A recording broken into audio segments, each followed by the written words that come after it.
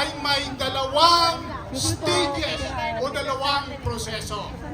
Ayon sa Artikulo 11, Section 2, ang Presidente ng Pilipinas, ang Vice Presidente ng Pilipinas, ang mga Justices sa Korte Suprema, ang mga kasapi at chairperson ng Constitutional Commission, ang Ombudsman ay maaaring i-impeach po ng House of Representatives sa reklamo ng isang tao o sa reklamo ng maraming tao na i-endorso ng isang kasapi ng House of Representatives.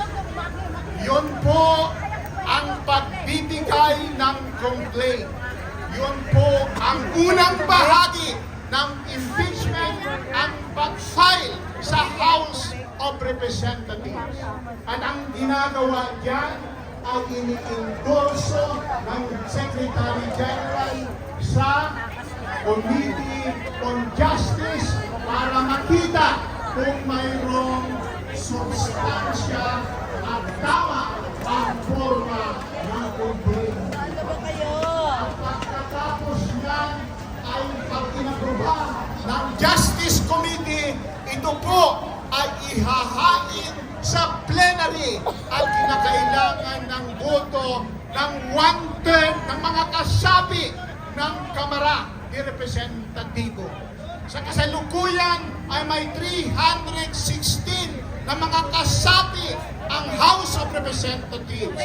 Ang ibig sabihin ng 1/3 ay 103 na mga kasapi ang mag-aproba para ito po ay i-endorso sa Senado. At ang pangalawang bahagi ay ang paglilite sa Senado. Trial sa Senado, ang 24 na mga senador ay magiging mga huwes na siyang makikinig sa complaint, sa impeachment na i-file ng mga complainant. At kinakailangan po ng 2/3 vote ng mga Senado para i-convict ang kinocomplain na opisyal ng pamahalaan. Yun po mga kasama ang proseso. Sabi pa ni Father Bong, ito po ay moral struggle natin, kaya ang bawat isa sa atin ay sumusuporta dito.